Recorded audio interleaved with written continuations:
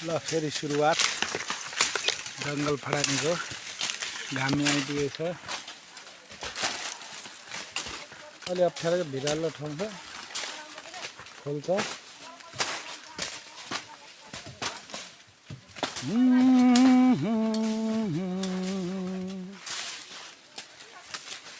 Like share comment नयाँ साथी हुनुहुन्छ भने सब्सक्राइब गर्न नबिर्सिनु होला ल है साथीहरू उकालो छ क्या उकालो एकदम भिरालो ठाउँमा परेछ आज चाहिँ बिहानै सुरुवातमै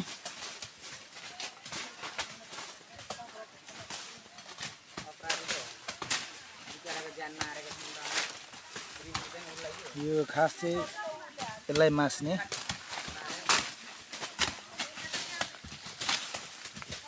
थाकलले वन खतम बनाउँदो रहेछ नि त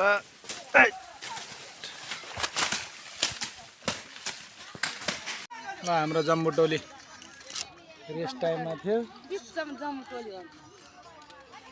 थुप्रै छौँ हामी रेस्ट टाइम समाप्त हुन लाग्यो हाम्रो भाउजूलाई चाहिँ खुजुली भयो अरे के छ काइली दिदी नमस्ते गरेर बस्छु ल सबैलाई नमस्ते रे काइली दिदीको तर्फबाट यहाँ ठ्याक्कै हामी लगभग बजारमा लान्छ कि अब बोकेर 10:30 भयो पहिलो विश्राममा छौँ समिति उहाँ चाहिँ समिति डोको बोकेर पानी खुवाइरहनु भएको छ ल है त पानी समाप्त भयो सिद्धेको दिदी पानी कहाँबाट ल्याएको पानी अब यता जाने होइन त हुँदो ल यहाँ तलबाट हामी चाहिँ लगभग खागे पाखा छुइसकेको छ खडानीले अब फागुन चैत लाग्दैन आज कति थाहा भएन होली आउनु लागेको छ हाम्रो जम्बो टोलीले आज चाहिँ अलिक मान्छे घटेको छ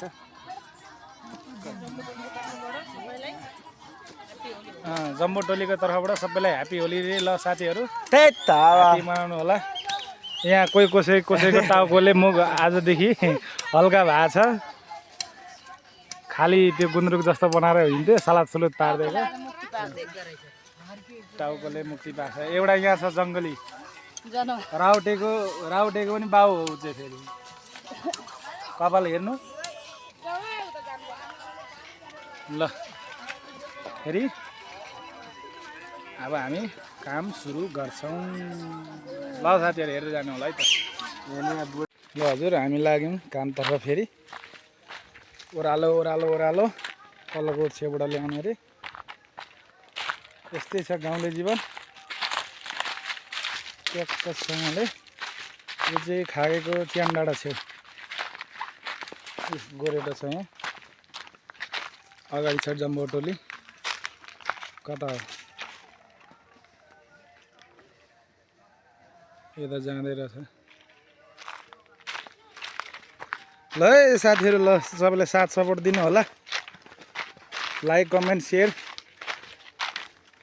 नयाँ साथी हुनुहुन्छ भने सब्सक्राइब गर्नु नबिर्सिनु होला अर्ग्यानिक भिडियोहरू मेरो यस्तै हेर्नुहोस् हजुर त्यस्तो खासै कन्टेन्टवाला भिडियो चाहिँ आउँदैन कताबाट यार सबैले भिडियो हेरिदिनु होला मेरो भिडियो हेर्नुहुन्न तपाईँहरू भनेर रुनु चाहिँ नपरोस् अरूलाई जस्तो त्यो रुएर कराएर छाडा बोलेर भाइरल हुनु मन चाहिँ लाग्दैन होइन सादा जीवन उच्च विचार भएको मान्छे पर्यौँ त्यही भएर आफूले गरेको क्रियाकलापहरू देखाउने हो त्यही कन्टेन्ट भए पनि हुन्छ नभए पनि हुँदैन सबैले साथ सपोर्ट दिए भयो ठिक छ केही भन्नु छ भान्जा मलाई छ केही भन्नु छैन ल है त टिकटक चाहिँ बनाउनु मन लागेको थियो एउटा टिकटक बनाउनु लागेको छ अरे अहिले ब्रेक टाइममा बनाउनु पर्छ अहिले त अलि बिजी नै छौँ होइन ट्याक्क यहाँनिर खनानी भइसकेको छ यता चाहिँ हामी चाहिँ खास यो बरपिपल समुदायको जङ्गलमा छौँ। कान्छा उच्रो ठानाइछ जम्मा 45 हेक्टर सफा गर्नुपर्ने रे। अब लगभग सिद्धिनु लागेछ। हिजो स्थगित भएको थियो, फेरि पुगेन अरे भनेर अब 10 हेक्टर जस्तो अझै बाँकी छ अरे भनेर हामी त ल साथीहरू फेरि आजदेखि रिस्टार्ट भएको छ। यहाँ अब काट्न सुरु भयो। ल एकदम अप्ठ्यारो ठाउँ छ। सुरु भइहाल्यो है मेरो ब्लग। ओह्रालो छ क्या साथीहरू। यहाँबाट म माथि बसेर खिचेछु। एकदम भेज छ। हाम्रो जम्बोटोली एरियामा छ। ठ्याक्कै कहाँ भन्दाखेरि लालबहादुर दाईको घर छेउमा हो। उकालो छ।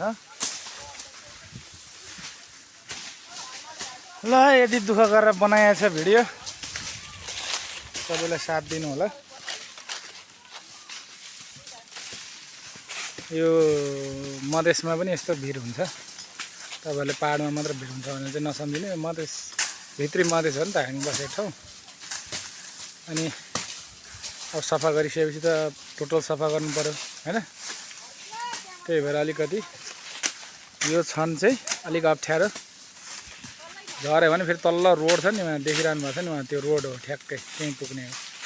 यहाँ डिल छ, ठुलो डिल छ। यहाँ हाम्रो साथीहरू डरले माथि आउनु भएको छ। ल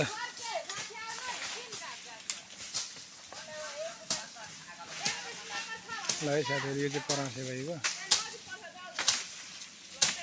परासे गाउँ यो जति पनि उतापट्टिको भित्ता देखेको छ नि, यो पुरै वहीँ यहाँदेखिको हामीले फाट्न सुरु गरेको यो गाउँको माथिदेखिको तर फाट्दै यता तरेको। ल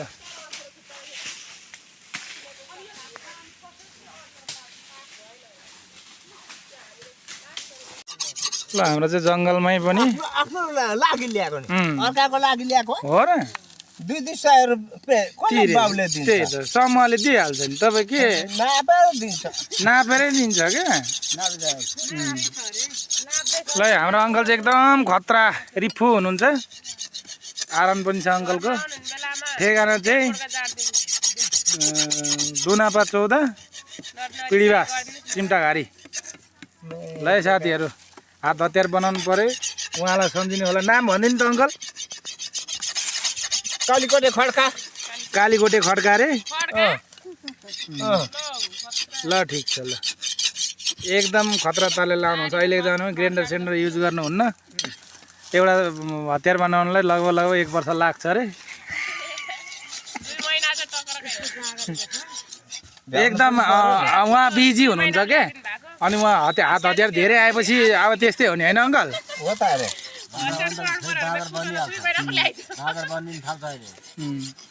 ल है साथीहरू,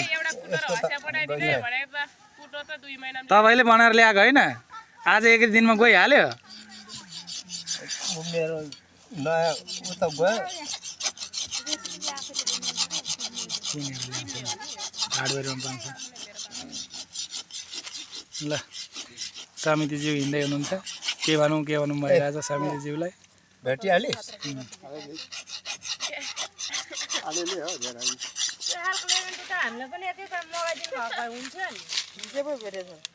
हो